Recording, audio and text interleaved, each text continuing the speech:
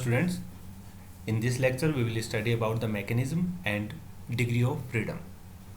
So before starting the degree of freedom we have to know about the mechanism.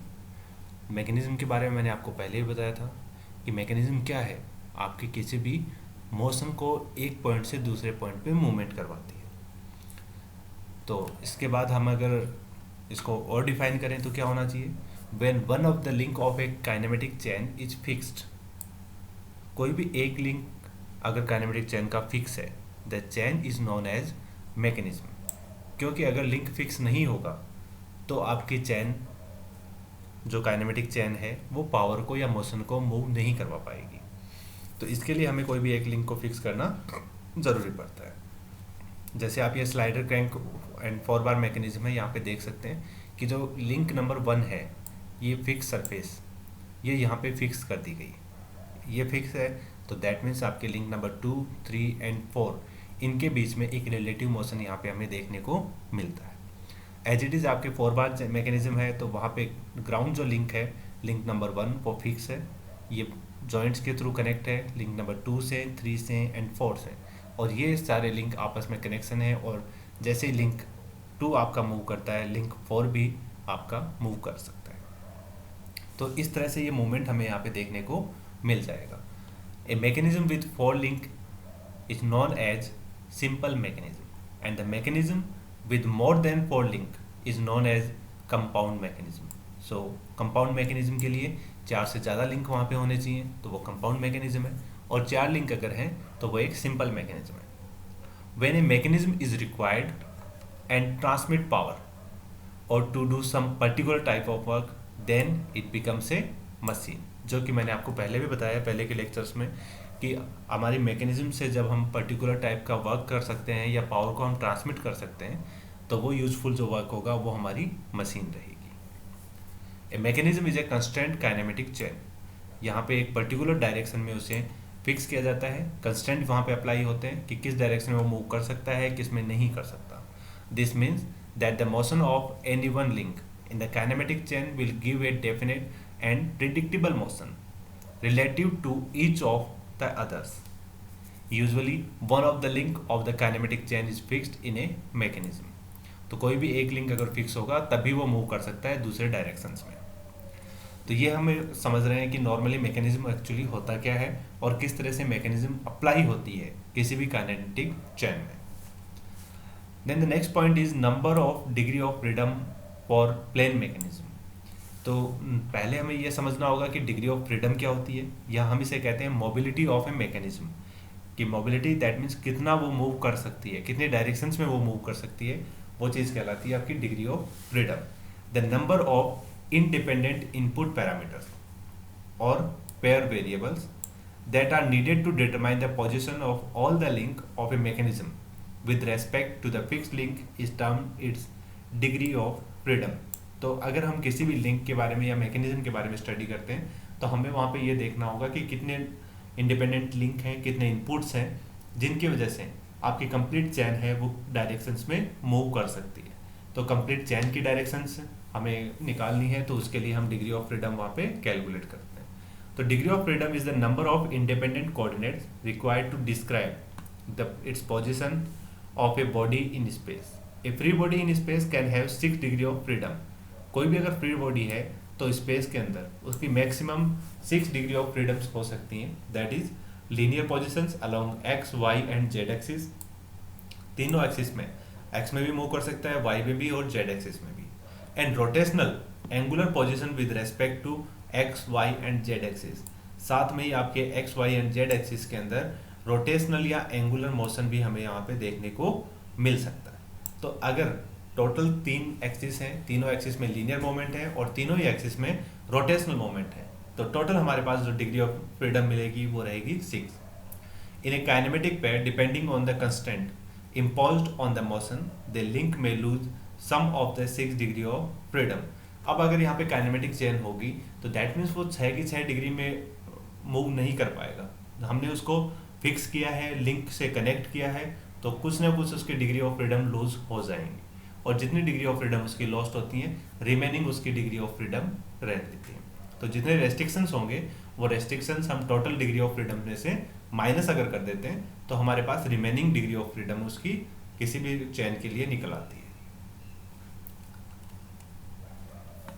तो अगर हम यहाँ पे बात करें किसी भी प्लेनर मैकेनिज्म की, तो प्लेनर मैकेनिज्म क्या होगा?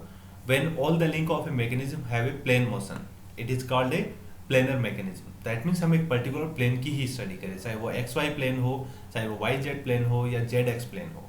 तो पर्टिकुलर प्लेन के अंदर अगर उसकी मोशन होगी, मूवमेंट होगी, तो उस मूवमेंट के लिए हम एक पर्टिकुलर रेफरेंस प्लेन लेंगे और उस रेफरेंस प्लेन में उसकी मूवमेंट जितनी भी हो सकती है, अगर उसमें दो एक्सिस हैं प्लेन में तो दैट मीन्स दो उसकी लीनियर मूवमेंट हो सकती है, और थर्ड एक्सिस जो परपेंडिकुलर एक्सिस है उसके अबाउट वो रोटेट कर सकता है।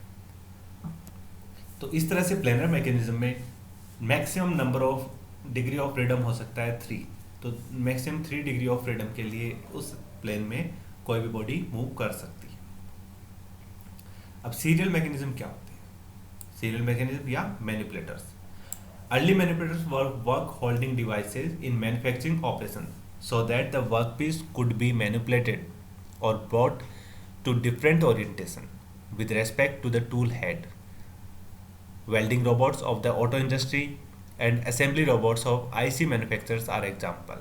तो दैट मीन्स सीरियल मैकेनिज्म रहेंगी कि आपने एक डिग्री ऑफ फ्रीडम तो फिक्स किया है, बट आपको जहाँ पे रिक्वायरमेंट है उस जगह रिक्वायरमेंट के अकॉर्डिंग आप उस डिग्री ऑफ फ्रीडम को चेंज कर दें।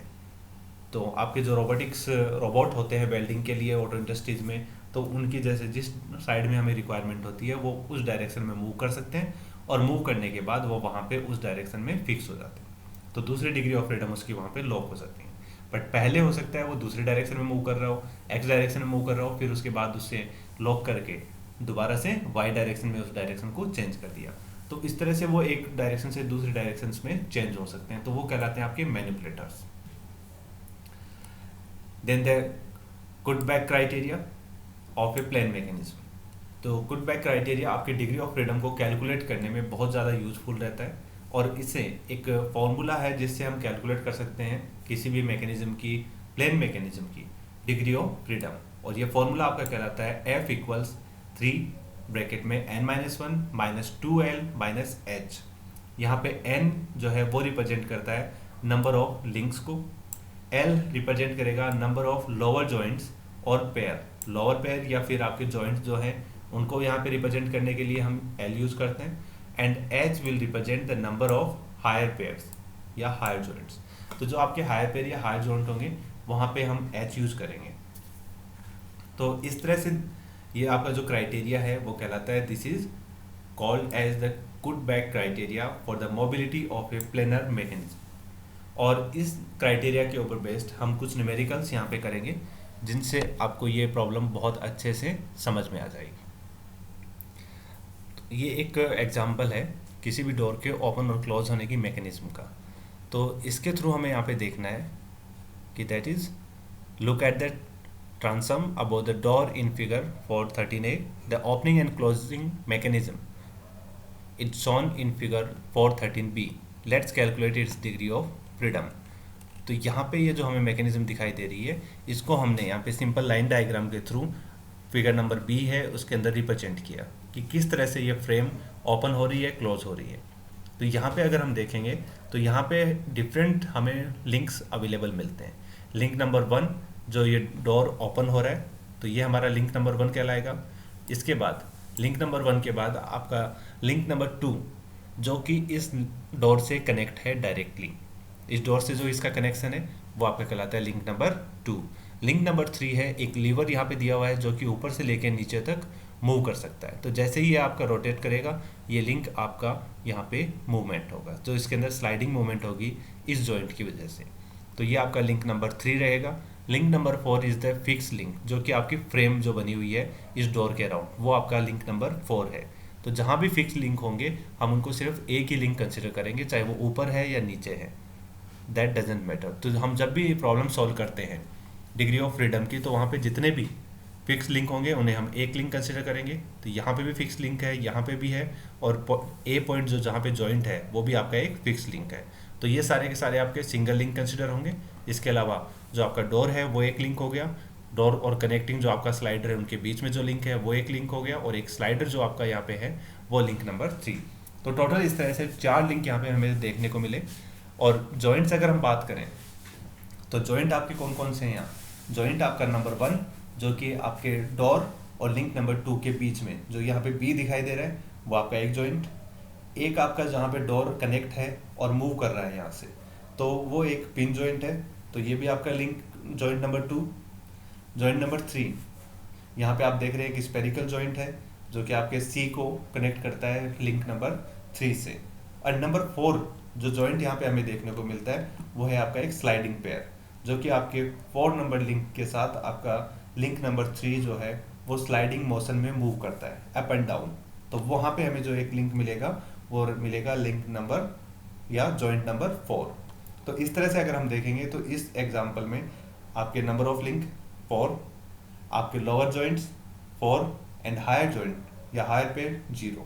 तो टोटल अगर हम कैलकुलेट करते हैं तो F will be 3 into 4 minus 1 minus 2 into 4 minus 1 into 0।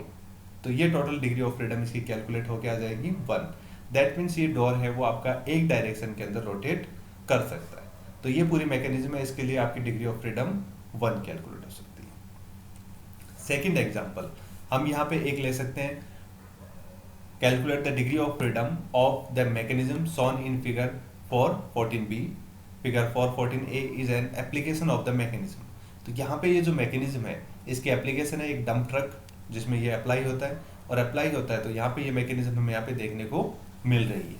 अब इस एप्लीकेशन से हम इसे इजीली समझ सकते हैं कि आपका लिंक ए और बी एक्चुअली क्या है, एक पिस्टन मूवमेंट है जो कि आपके फ्लूइड प्रेशर की वजह से वर्क करता है। तो यहाँ पे हमें दो लिंक मिले ए और बी। ए के अंदर आपका लिंक बी है वो मूव करता है in the form of piston.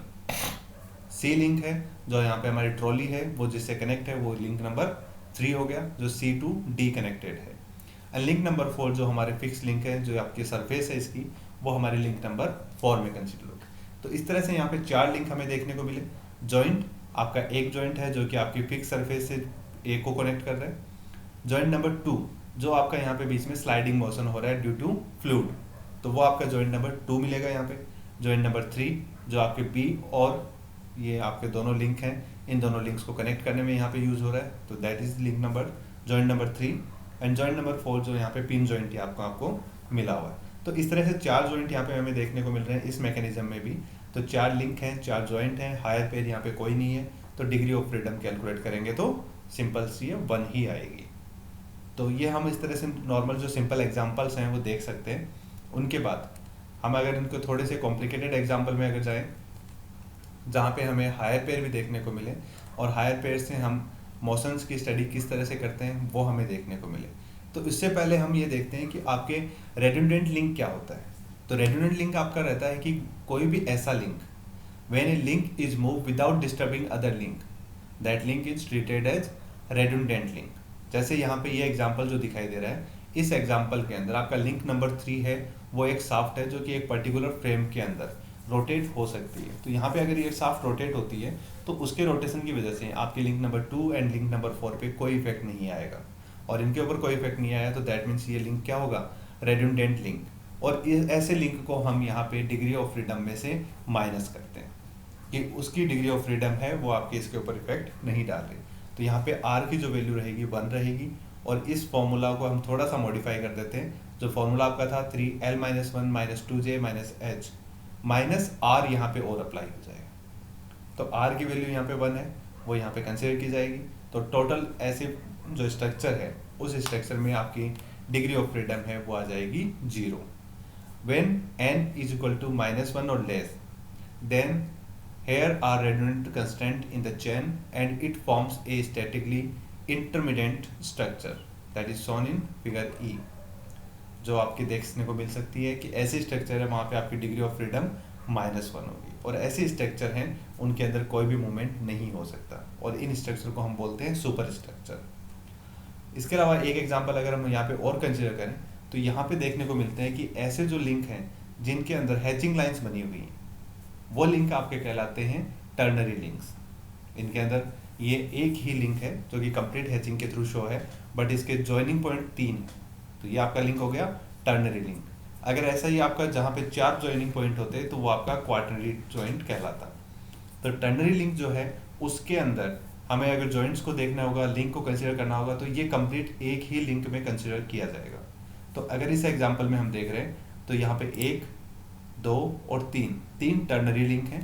इनके अलावा 4, 5, 6, 7 और 8 टोटल 8 लिंक यहाँ पे हमें देखने को मिलते हैं। देन जॉइंट्स की अगर हम बात करते हैं तो यहाँ पे जो जॉइंट है वो इससे एक जॉइंट, दूसरा, तीसरा, चौथा, इन दोनों के बीच में एक, पांचवा, छठा, सातवां।